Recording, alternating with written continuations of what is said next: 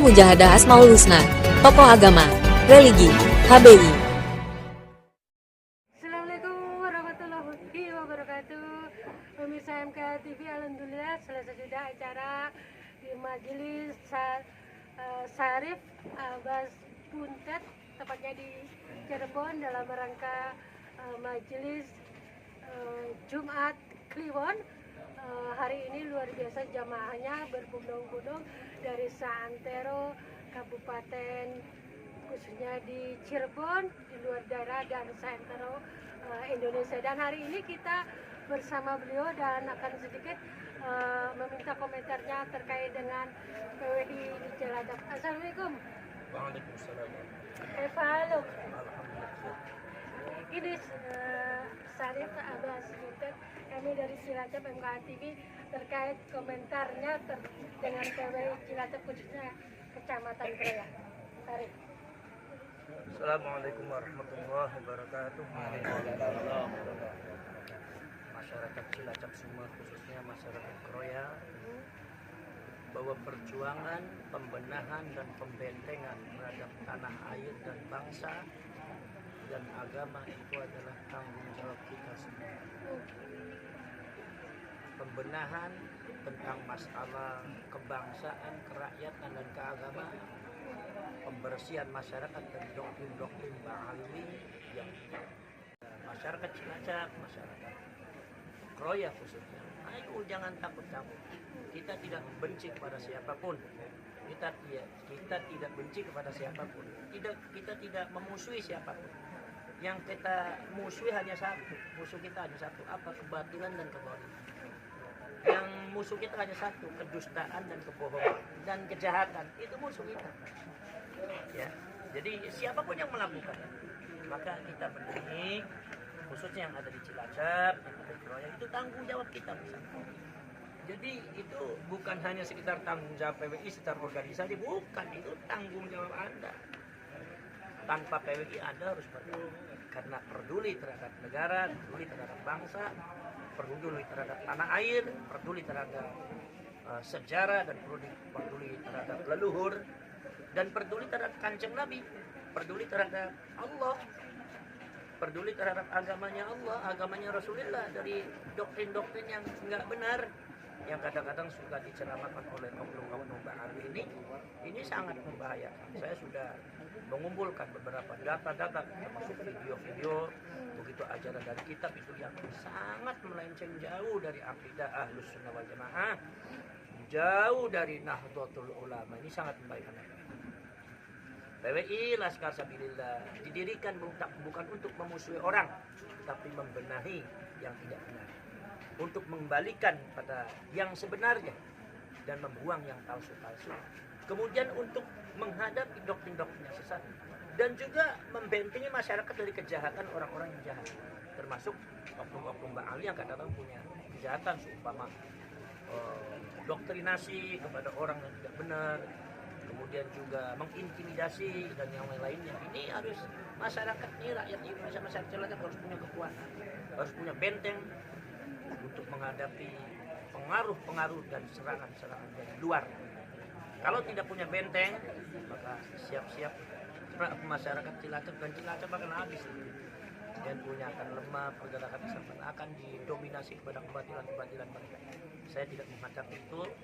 Saya menghimbau kepada Panjang untuk kebaikan tanah air kalian, kebaikan bangsa kalian, rakyat kalian, kebaikan agama kalian, dan kebaikan PWI Laskar Sabilillah ini adalah isunya semuanya warga Nahdlatul Ulama yang ingin bergerak untuk membenahi, yang ingin bergerak untuk memberesi, dan yang ingin membentengi Nahdlatul Ulama daripada hal-hal yang jahat, yang tidak benar, kadang-kadang menyerang Nahdlatul Ulama atau merendahkan KIK NU, atau merendahkan martabat NU. Ini harus kita jawab, harus kita punya tangkisan, harus kita punya counter yang tegas terhadap mereka, supaya masyarakat ini bisa mengerti mana yang benar, mana yang salah, bisa mengerti bahwa mereka itu salah tentang masalah membaca NU sebetulnya salah. Ini cocok dulu Banser dikiranya PKI. Sekarang ada lagi masalah yang berkaitan dengan itu. Gusmus itu termasuk orang yang mengkritik ketika Soeharto itu jadi menjadi pahlawan itu termasuk yang mengkritik. Gus Dur hanya Gus Mus hanya mengkritik. Tapi ada beberapa Ba'ali, oknum Ba'ali yang menyerang, yang tidak setuju terhadap Soeharto jadi presiden adalah PKI. Jadi mereka mudah menuduh orang PKI, padahal mereka sendiri yang ada genetika PKI. Maka dari disinilah yang disebut dengan kejahatan, kedustaan, rekayasa yang tidak benar, yang tidak benar ini masyarakat kita rentan untuk jadi dosa. Maka dari itu kita harus punya kekuatan, harus punya benteng. Tidak mesti PWI bentengnya. Silakan kalau kalian mau bentuk yang lain silakan. Gak apa-apa, silakan. Yang penting misinya sama, kita bisa kerja sama. Tapi kalau seumpama mau PWI itu akan lebih baik lagi sehingga pergerakannya bisa bersama-sama, ya kan? Bisa satu komando sehingga lebih terang. Kali dari saya cukup sekian saja. Mudah-mudahan PWI Laskar Sabila dan Kroya yang ada cerita terus maju, bentuk itu PWI sampai ranting supaya Kroya dan Cilacap aman dan punya kekuatan. NU-nya bisa bergerak, NU bisa menjawab, warga NU bisa menjawab, warga NU bisa mengkantar, warga NU bisa kekuatan untuk bisa menolak daya tolaknya. Satu lagi, Sarif, ini apakah kegiatan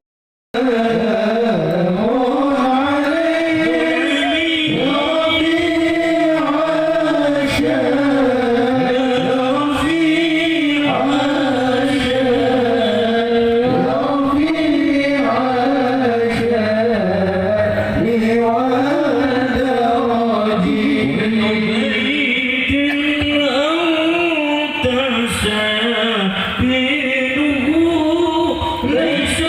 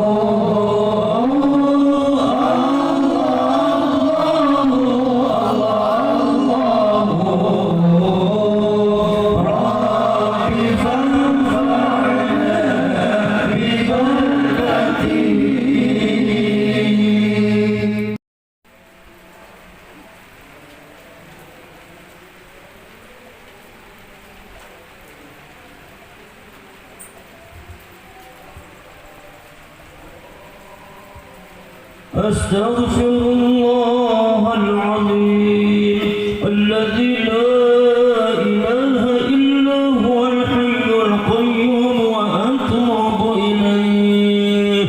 أستغفر الله العظيم الذي لا إله إلا هو الحي القيوم وأتوب إليه. أستغفر الله العظيم الذي لا إله إلا هو الحي القيوم وأتوب إليه. أستغفر الله العظيم الذي لا إله إلا هو وأتوب إليه.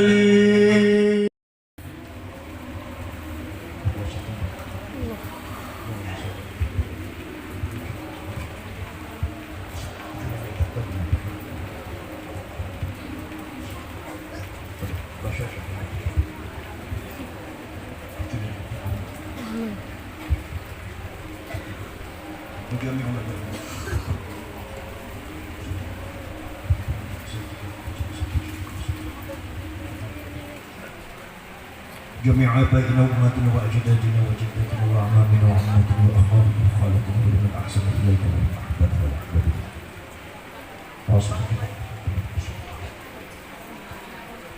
شيخي أبي حاج أحمد محمد حيدر الحاج محمد حسن.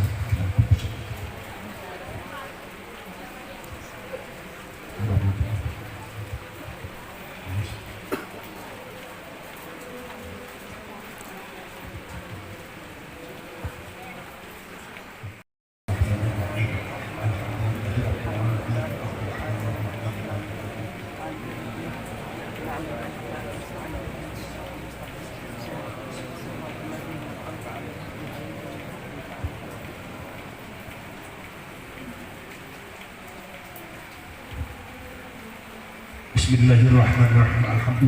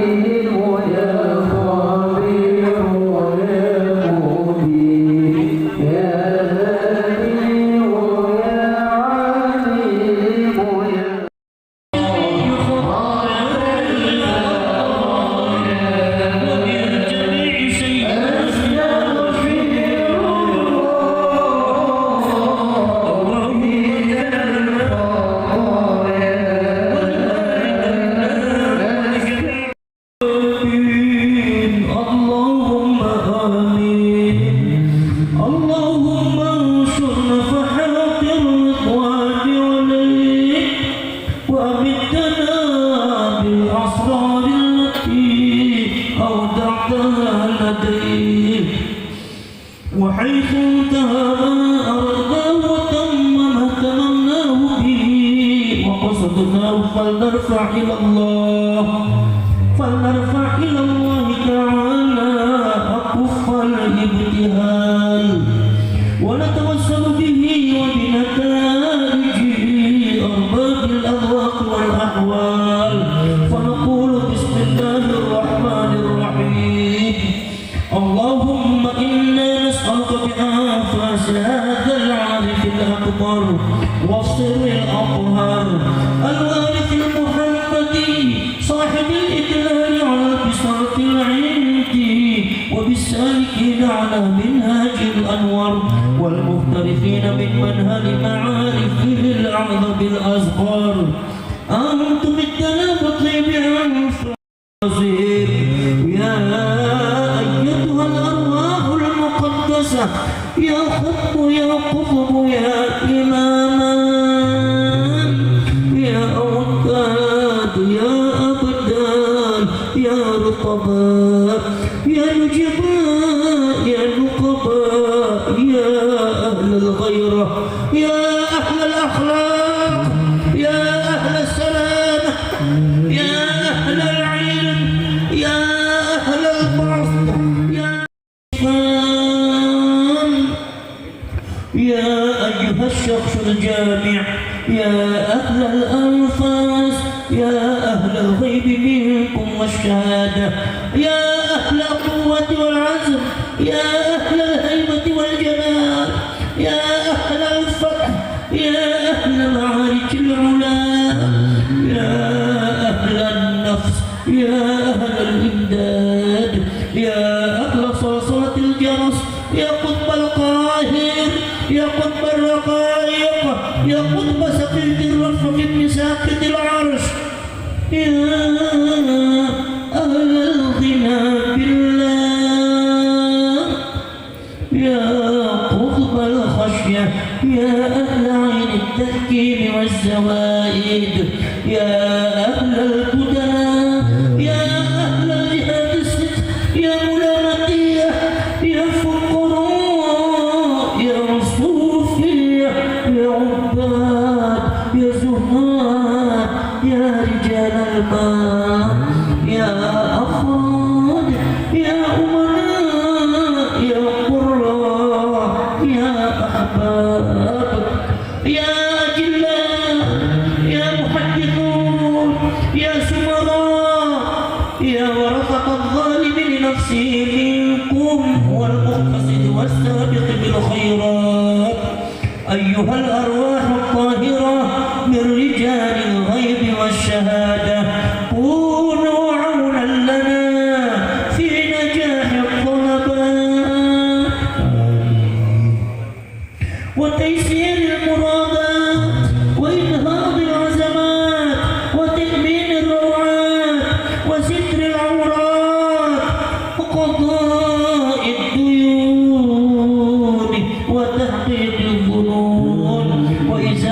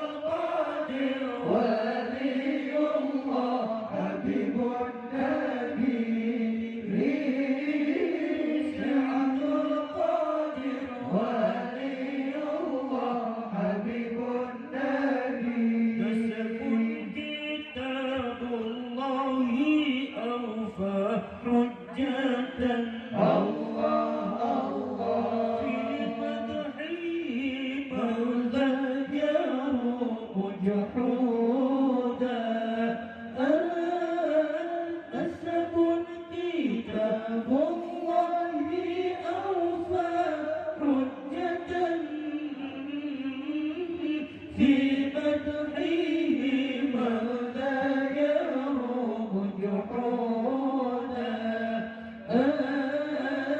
في مدحه ماذا يروم جحودا صلاة الله على الشفيع سلام الله لمريدين خلصنا من البلوى يا الله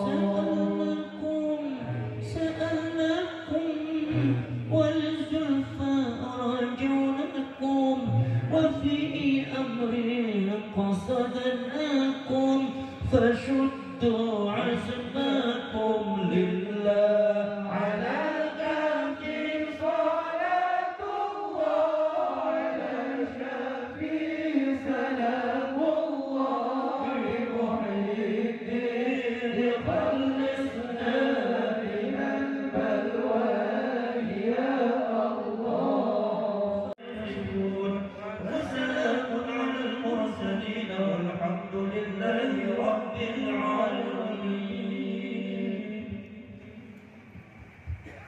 Pemirsa MKA TV yang dirahmati Allah, hari ini kita transit ke rumah makan Umi Ayu bersama Kiai Solehan Selamat yang tadi tabarukan ke Sarif Abbas Buntet Cirebon.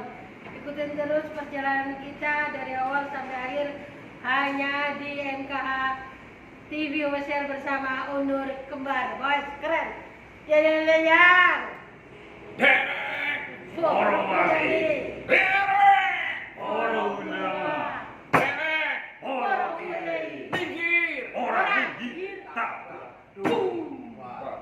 Oke, selanjutnya makan-makan kita tetap harus sarung. begitu mlebu sarung, wetenge kentot wis mlebu warung. Oke. mantap, Cuk.